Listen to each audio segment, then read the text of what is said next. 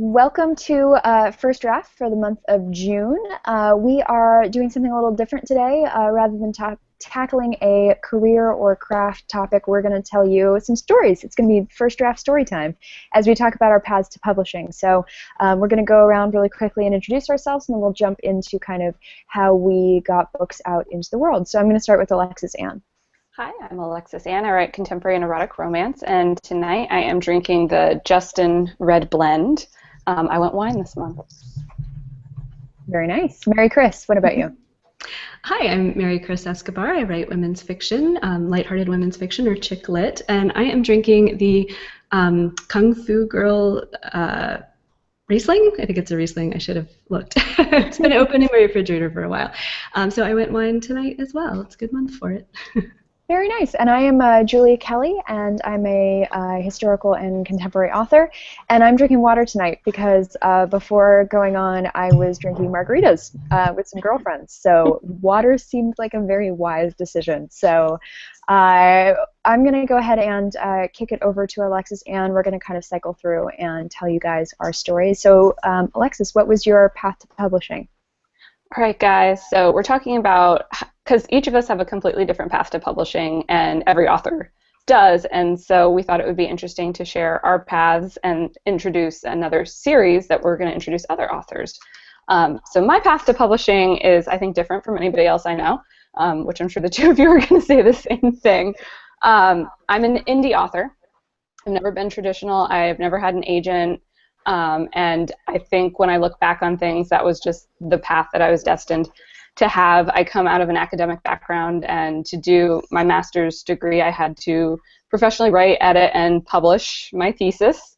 And you kind of have already been through that process, and you think, well, I can do that. But as I started moving toward, do I want to be a published author, you first look at the traditional route of things, a Big Six publisher, an agent, and I went to RWA to find answers to how to go about that path, and indie publishing was really exploding that year at RWA. And there were so many great panels on how to be your own entrepreneur, how to publish your own stuff, and somewhere between academics and deciding to be a writer, I had owned my own business. And so it just really perfectly blended everything, and I really loved, after sitting down with an agent and going through the process and really being walked through how much control the author does and doesn't have over different elements of the publishing process. It really, really appealed to me to take control of my product from beginning to end and turn it into a small business, which is what it is now. And my first book is The Storm Inside, which is what I took with me to RWA that year and finally packaged up and edited and turned into a book and brought into the world. And it is the first of two series that I have, and they continue to grow and change, and I'm very happy with my path to publishing. Did I miss anything? Why did you start writing what you were writing? Because I think that's a question that we usually get a lot. Yes, and that's interesting because at the time I wasn't reading any romance really at all. I was really deep into mysteries and action adventures, and I had written as a test a short story serial called Filters, which is out there if you want to read it. It's fun. And a friend of mine who works in the publishing industry read it, and she said, "Have you ever heard of RWA?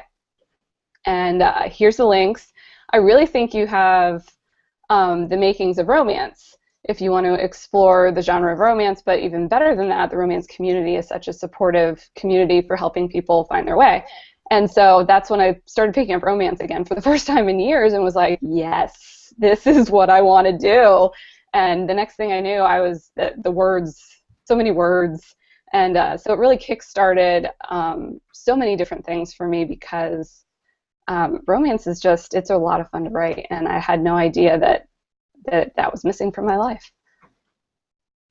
Well, we're very glad you found it. Mary Chris, what about you? What is your path to publishing, and why did you decide to start writing what you decided to start writing? So, yeah, I think Alexis really hit it on the head that we're all going to have a different story, which is what is so cool about this, and what I think ultimately will be really interesting about having these conversations with other authors, because I don't think anybody does have the same story. So my story, I actually am working through some interview questions for a blogger, and so it was interesting. She asked about how long it takes me to write a book, and so I did a little digging, because you get asked this question all the time. It takes me forever to write a book. But that's not a good answer. So I actually started doing some digging to figure out how long did that first book take me, and then it's been a faster process since then. But in doing this digging, I figured out that I think it was back in about 2006, 2007. I started writing. I took a writing class, kind of wrote this chapter that was really fun, and it turned into a whole novel.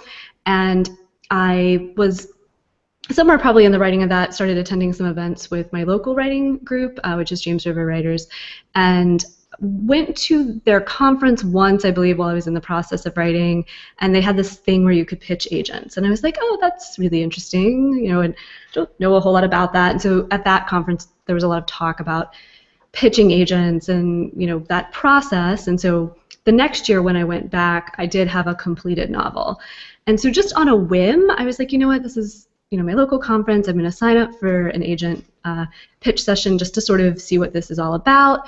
I had read all the things about, don't pitch until you have a completed novel that's ready to be read. Well, I had a completed novel, but there were still things I wanted to do to it. But I was like, whatever, this is just my trial run. I'm going to see how it goes, and then I'm going to edit the book, and next year I'll really pitch it.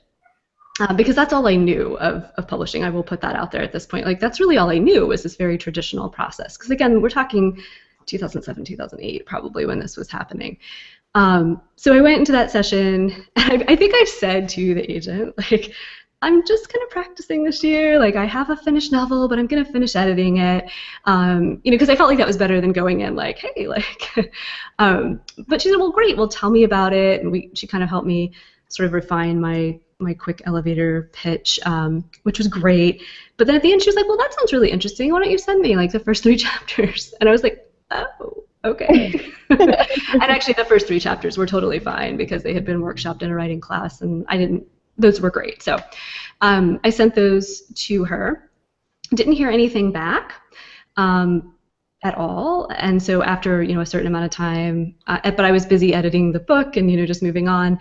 But I started doing a little bit of research, and people are like, if you don't hear anything back from an agent after a month, it's reasonable to send a very professional email and be like, hey, just checking in, making sure you got this. And so I'd sent that email, and then sort of got the unbelievable thing back, which was, oh my gosh, I really did forget to respond. I thought I responded to your email. This is the thing they say could happen, that you're like, that's not going to happen. I'm just going to get my rejection when I send the email. But I got the email back no, I forgot to email you. Please send your full manuscript. And I was like, oh, okay. So I did. And she ended up not taking that on, but had some really beautiful suggestions that were kind of already things that I had maybe thought of, areas that needed work and that kind of thing. So I did a full revision, with her notes, and I was continuing to work with some people from that initial writing class. And then, again, I know nothing else of publishing other than submitting to agents. So when I was ready to send that book out, again, to agents, I reached back out to that first agent who had given me such good feedback. And I just said, you gave me amazing feedback. I really loved the things that you told me. They were really already some of the directions I was feeling like the novel needed to go, and it really pushed it to the next level. Do you want to see it again while I'm querying people, just kind of as a courtesy? And she was like, yes, please send me the full. And then she offered me representation after that. So I feel like that's kind of a non-traditional story, and it gets even less traditional as we go on. But that whole process was something I was just sort of researching and kind of stumbled into. She and I pitched the novel, or she pitched the novel to editors, and nobody bit. And so we did a significant rewrite. This was my first novel, Never Ending Beginnings. We did a significant rewrite, or I did a significant rewrite with some suggestions that she and I came up with, to the extent of adding in a whole different story structure. pitched it again to editors. Again, there were no bites, lots of really, really beautiful feedback. I call it my MFA of rejection. Because when you get to that level where an agent is submitting things, you're not getting form letters back. You're getting like, I loved your writing, this is where there was a problem in the plot, or sort of the worst, I loved your writing, but I took a book like that last year and it flopped. Sorry, I wish I got yours first. Yep. So went through that, put the book away, wrote a second book. My agent didn't love it. I had started to have some questions kind of during that first process whether she was really the best fit or not, because I started to get more educated about the whole process than I was at the beginning. And at the beginning you hear it's so hard to get an agent and you're just like, oh my gosh, like I got one, woohoo. But I'm not sure. I write very commercial women's fiction, and I think I maybe wasn't being marketed, or maybe she didn't have the context to market me in quite the right direction at the time. Also, that whole genre and market was changing. So I took, after that second book where she was like, this one really isn't for me, I decided to break up with my agent, which was a very mutual, I think she knew it was, she gave me a really easy out, like, we can keep working together, or, we can go our separate ways. And I'm going to gloss over it for this, but it was a hard decision, because you've kind of got this thing that everyone tells you at that time that you need, and to make a decision to step away from that, I would say simultaneously felt so right and also so hard, if that makes sense. Like, in my gut, it was the right thing, but I'm not going to say I didn't shed tears over it, because I did, because I was like, I've got this thing, and now I'm letting it go. But anyway, so I just kind of kept working on that second book. Had just started submitting to agents a little bit when I got this, and as Alexa said, self-publishing, this, now we're getting into like 2010, 2011, and self-publishing is starting to take off.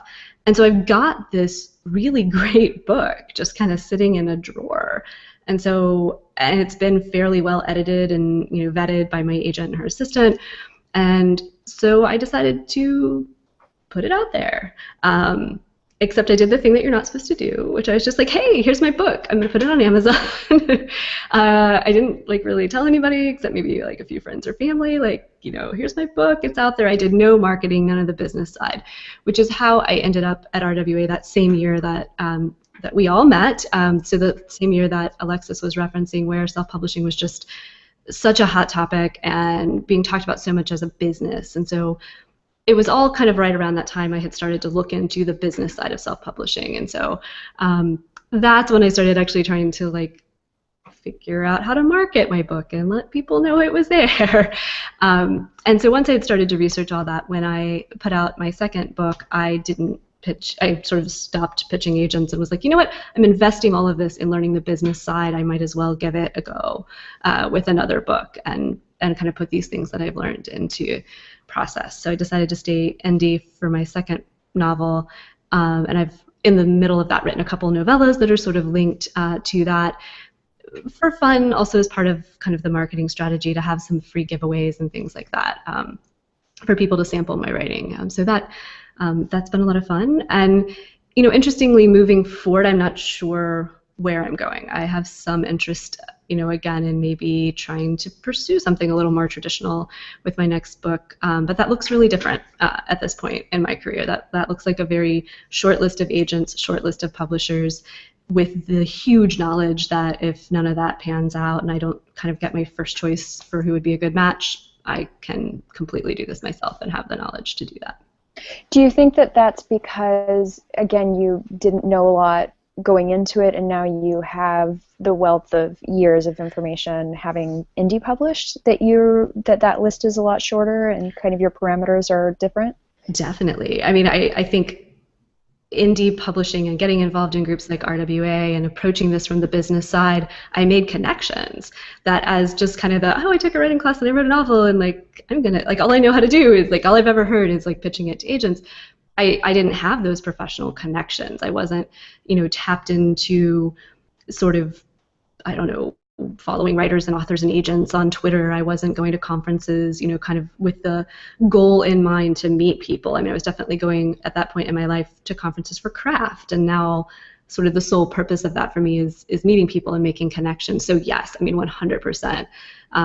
That has totally changed it, just having connections. And the other reason, I don't have I don't think I have any false hope that going with a traditional publisher is going to give me tons of marketing money or tons of, any of that. I think where I am kind of in my non-writing career, in some ways it makes sense to maybe bring on someone who can help me make some of those connections. So I'm viewing kind of that traditional publishing as maybe that person who can get me in front of people that I could 100% get myself in front of, but I'm not feeling like I'm having the time to do that right now, and give me some of those warm introductions that I can take and run with, because I've been making my own introductions and taking them and running with them for the last few years. So yeah, definitely. Yeah. And we should say that you write women's fiction. Yes. So it's a slightly different market, or it's a completely different market than Yes. romance. But there's a lot of overlap with RWA and kind of conferences like that, which is how we kind of all met each other. So. Absolutely, and yes, I would definitely say that, and I would also say that the type of women's fiction I write, that more light-hearted women's fiction, is sort of trending up again, and so I think I'm seeing some opportunities that maybe haven't been there to work kind of from that hybrid angle. But yes, definitely two kind of different genres. And also, interestingly, I feel like there's some things that work really beautifully in romance for indie authors that don't work as well for me, and that I'm not, I can kind of say I'm writing in series, but I'm not really. I'm making worlds. Yeah, and I'm kind of making these thin stretches to try to make things series, but if you're coming to that expecting a very traditional series, it's not what it is. And so,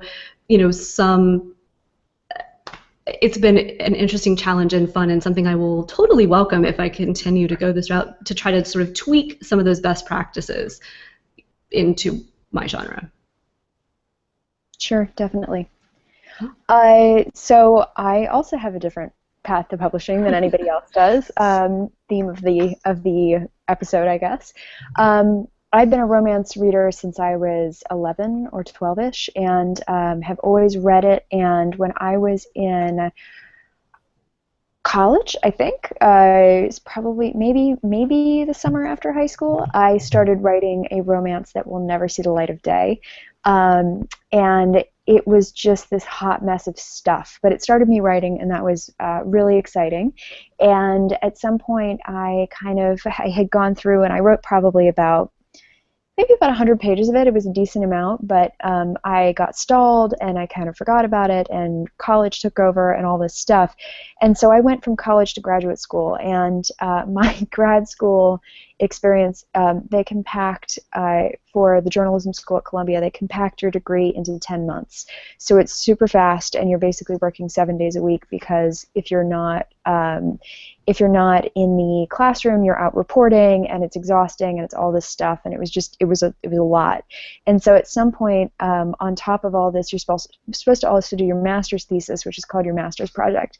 And I was doing a radio documentary for it, which was wonderful, but it also was completely exhausting. And I would basically come home and sit myself in front of Dancing with the Stars and just zone. And at some point, I realized that wasn't making me happy, and I wasn't feeling like I had any creative output outside of basically working on my classwork and writing my master's thesis. So I kind of had this idea for a historical romance novel, which is what I had always read, and so I started writing it, and it was crazy. It was absolutely bonkers, but I kept, writing and writing and writing, and it was kind of that project that was always in the back of my head, and I would pick it up and put it down, and so there would be months that would go where I wouldn't work on it, and then I'd work on it, 2 months steadily, and just go really hard, and did all these revisions and all this stuff. So this is over a period of years. So I'm working, and I'm not making any money, and I'm exhausted as a morning producer in New York City, and so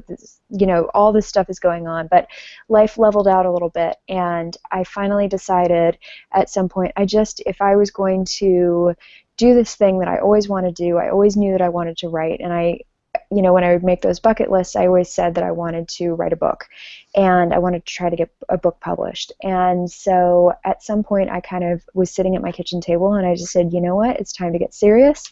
And so I got serious about it, and I finished the book, and then I revised and revised and revised. And at this point, I really knew nobody who would want to read anything by an unknown romance author. I had no connections in the writing business, and so my mother, who is wonderful, read my book, sex scenes and all, and offered constructive criticism and the whole thing. And so I got it polished, and at some point I decided it was time to look for an agent, because all I knew was that if I wanted to go through a publisher, I was probably going to have to be represented, because I had kind of mucked around on various websites and saw a lot of, we don't accept unsolicited manuscripts. So I got I think it was called the Publisher's Weekly Guide to Agents, or Handbook of Agents, for 2000. It would have been 2012, and I went through and I flagged every single person who represented romance, and then I went through and I made a list, and I categorized from top choice down for like the first 20. I made a list, and I sent a query off to the first 5, and I got a couple of rejections back, so I sent out more, and I basically went down this list and just queried everybody and their mother as I would get more and more rejections. And my top 2 were still sitting there, and I hadn't heard back from them, but I knew that it was still active.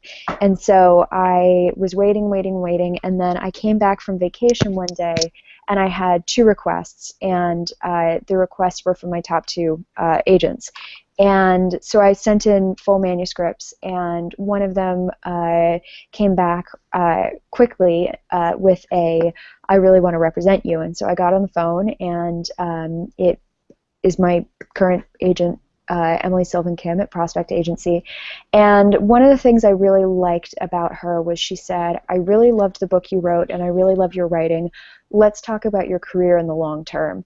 And I knew that if I was going to do this, I wanted to do this full-fledged. I wanted it to be a long-term career, and I wanted to have a look at kind of what my career would look like over 10 years, over 20 years, over 30 years, over 40 years, because I've been very upfront in saying I would like to do this full-time at some point in my life when I can make this a sustainable business. And so I ended up signing with Emily, and we sent out that book that I started writing when I was a graduate student, and we sent it out into the toughest historical market in years. What happened was basically 50 Shades of Grey just exploded. This was 2012-ish. So 50 Shades of Grey had exploded. Everybody was talking about really hot, really sexy contemporary. Bared to You by Sylvia Day exploded. So this is what kind of the publishing landscape was looking like in romance. They wanted more of this, and I am not that writer. And so I was writing historical. I was writing on the hotter side of historical, but it was still kind of traditional historical, and I don't tend to write dark. So I was not what was kind of being bought and sold. And so I got a lot of, I liked the phrase MFA of rejection a lot, because I felt a little bit like I learned how to, being a journalist was fantastic, because I was taught very, very early how to have a very tough skin and to basically sit there and have people just like throw stuff back at you. And so people were very nice, but a lot of it was, debut historical just is not selling right now. We like her writing style a lot. Let us know if she does contemporary. And so at some point, we went through rounds of this, and we got some nibbles and some interest, but they just couldn't. A couple of people just could not sell this to their departments as a whole. So I got on the phone with Emily, and we kind of took a step back, and she said, why don't you try to write contemporary? Why don't you try to write novella? Why don't you try to write novel? Write me whatever you can that you are passionate about, and we'll see what sells. If you're not married to the idea of being exclusively a historical author, which I'm not married to the idea of being exclusively a historical author, let's get you out there and just see what happens. And so I wrote a terrible contemporary that I'm actually kind of embarrassed about, and I choose not to think about it very often. and that was really ill-advised. But that didn't go out, and that was a good thing. And then I wrote a sports romance, and that book has gone through kind of different forms and revisions, but I was kind of in the zone where we were talking about contemporary, and I didn't want to let go of the idea of historical, and I had some pitches and some fits and starts of things that I wanted to write, and I wasn't sticking with something because it just wasn't. I don't know if it was a mental block or I kind of knew that it was a hard sell at that moment, but contemporary seemed like the path that I was going to go down. And one day I was talking with a bunch of friends on Twitter, and we ended up falling into an anthology together. And basically I called my agent and I said, so what do you think about me potentially doing an anthology and publishing it indie? And this was what became One Week in Wyoming. And her attitude was, anything that gets you out there and builds you a readership, even if it's a tiny readership, is a good thing. So long as, you know, we still have stuff to put out together and to try to pitch, I think it's great. And I feel very lucky about that because she's been very supportive of the 1 Week project. So I was able to build a small backlist while I was waiting, while I was writing more historical, while I was writing contemporary, kind of doing revisions on books so that I would have things for my agent to go out with. So in September 2014, 1 Week in Wyoming came out. In May 2015, 1 Week in Hawaii came out, and the subsequent novellas that I was able to break out from that. And I had some moments of wondering whether indie or traditional was going to be the path that I was going to go down. I think every author has crisis of faith moments, and if they tell you that's not true, they're lying. So I definitely had a couple of moments of wondering, do I want to go indie exclusively? What reasonably can I do with my workload at my day job, with my workload of what I'd like to do writing-wise, And so it was a big question of kind of going back and forth, and I did under a different name, I did a serialized erotic historical, which was a lot of fun and taught me a lot about kind of the push through, really doing all the marketing on your own and all of the stuff on your own and just really putting out a product and having total control over it and what that looked like. And I enjoyed it, but I also found it completely exhausting, and I have a lot of respect for anybody who goes exclusively indie because it is hard. It is hard work. And so, I had this idea that I did still want to be in that traditional world and try to, if not go exclusively traditional, be a hybrid author who had feet in both sides. So we sent out at the end of the summer, Emily sent out a pitch that was a fully completed historical novella called The Governess Was Wicked, and 2 pitches to go along with it to create a trilogy. And we ended up selling that. So that sold to Simon & Schuster, their imprint, Pocket Star. And so that's when the traditional side of my career kind of clicked in. And so I had been independently published for 2 years, and then I had this traditional side clicking in, and then it all kind of started moving in a positive direction. So I'm kind of that story of it took a while. I think I signed my contract with Emily in 2012, and we sold in 2015. So I am that, author writes a bunch of books, and then it takes a while for the right book to find the right publisher. Cautionary tale that you hear about from people, and it certainly was a lot of ups and downs of feeling like, am I doing the right thing, and questioning whether I was making the choices that I should be making in terms of whether I could even sell anything on the traditional side, whether I should be exclusively focusing on traditional if that's where I really wanted to go. But I think in the end it kind of all ended up shaking out, and things happened the way they were supposed to happen for me. I don't know that that's everybody's story. Again, all this stuff is really individualized, but for me it seems to have been a really good way for me to both have material out there and then also pursue this traditional path that I wanted to pursue. So it's kind of nice hanging out in the hybrid world right now. So that's kind of my story from graduate school desperation and distraction to selling a series. So there you go. And is this the guide? It is. It is. But mine was, I think it was the year before, and it was teal. And I think that's it. It's the Publishers Weekly or Reader's Digest, Writer's Digest. It's the guide to literary agents, yeah. Yeah, exactly. And so mine was tagged with all these magenta Post-it notes. Yeah, exactly. No, and that is literally what I did, is I just went through, and I am very, very happy that my agent was listed in there because it's like a telephone book on the inside. Oh, yeah. It's like a telephone book. There is everything from, non-fiction personal narrative to children's literature to poetry. I think poetry's in there. It's basically a dumping ground for all these listings, and you have to go in and you have to dig through, and I really think that it was arduous and frustrating and annoying, but having that list and going through and just being really methodical and being like, okay, I guess I'm checking this agent's publishing or this agent's query requirements, and I'm making sure everything looks good, and I'm going to fire this off, and then it will come back as a rejection, and I'll send another one out. And you know what? That's how it's going to work, and it will be fine, and nobody needs to worry.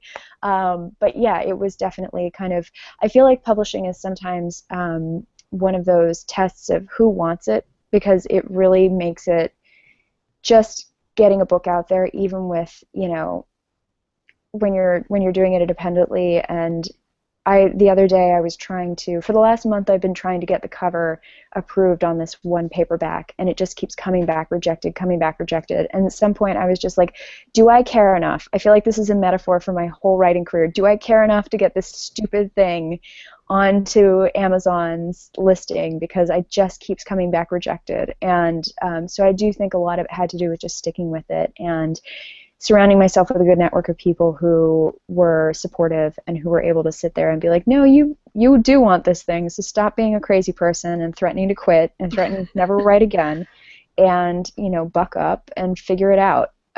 So yeah, it was definitely one of those big girl moments for about 4 years there.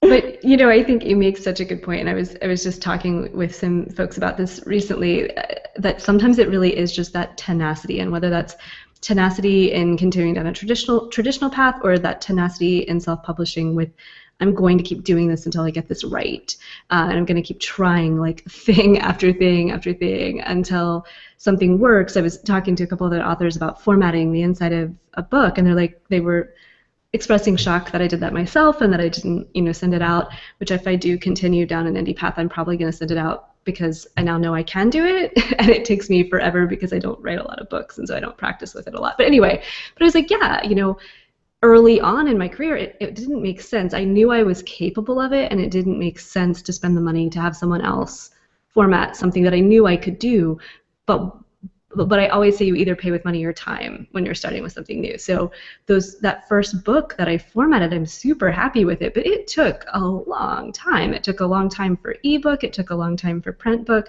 And I do think a lot about that idea of this tenacity that just makes you're like, no, I'm going to get that drop cap in the right place if it kills me, instead of just sending it off and being like, it's good enough. Well, and it also just, getting a book out in the world, if you really, really care about it, and if you feel like traditional publishing has closed itself off to you for whatever reason, and there are a lot of reasons that can happen, it makes me happy to see people who are just like, no, screw it, I'm making this happen, and this is something I care so strongly about, and that I'm going to get this book out into the world, if it kills me. So I'm always happy to see if people are, especially if people are entering into hybrid publishing as a way, or indie publishing as a way where they're just like, this is something I really care about, this is something I feel passionately about, and I'm going to find a reader base. And even if somebody has said no, and you've been rejected a lot, it's kind of almost being like, no, but this is important to me, and so screw what you think. Um, Well, I think you hit a lot of those roadblocks, and you and I both talked about it, Julia, like where we both were pitching things that people are like, "Oh, like I just had one of those and it failed last year," or "Oh, that genre is just like not a thing right now." But I yeah, think if you follow anything, so if you follow romance or you follow women's fiction, or it's like fashion, right? Like everything is cyclical. Like people are wearing Birkenstocks and flannel again, just like I did when I was in college some number of years ago. So like it's all like cyclical, and so there is this beautiful thing about indie publishing that's, you know what, I believe in this, and I was still reading books in my genre.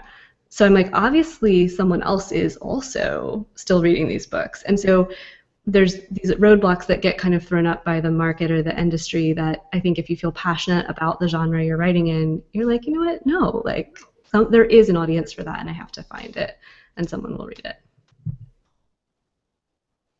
yeah, definitely. So we're getting towards the end of our time. Is there anything else you guys wanted to add about kind of your paths and where you've ended up? Cool. So, like Alexis mentioned, we're going to be doing a series of these, kind of a casual series. We're going to have some people popping up and talking to us about their paths to publishing, why they decided to go the route that they did, if it was kind of a decision that was forced upon them, like it is with some of us, if it was a decision that they came to because they were like, no, this is my strategy, this is what I'm doing, I'm sticking to it. So you can look forward to that coming up in the following months, and we will also be doing an RWA podcast. We always do, or we have ever since this has been a thing. So we're really excited about that and hope that people find that helpful. So you guys can reach out to us about any questions you might have. Certainly, we'd be happy to address that and point you in the right direction if you're a first timer or if you kind of want to brush up on conferences. So we're going to do a quick whip around, and if you've got anything that you want to plug and endorse, go ahead and do that. So Alexis, why don't you start us off? Hi, I'm Alexis. I've been quiet for like 30 minutes, so Sorry. I did have a book just come out, Never Let Go. It is the third and final book for Jake and Eve in my Storm Inside series. It's in paperback or ebook. You can get it now, and alexisambooks.com. Mary Chris, what have you got? I still love that cover, by the way. It's so gorgeous. I was just going to say that. Every time. I'm Mary Chris Escobar. I'll just promo my newsletter sign up. So if you go to my website, there's a little box you can sign up for my newsletter. You get a free novella when you sign up. And I also give away a book every month as part of my Books and Brews series, where I read a book and pair it with a beer. And so for my newsletter subscribers only, you win a book by signing up, or you have the chance to win a book one time a month in addition to getting my novella for free when you sign up. So I would love to have you join my newsletter.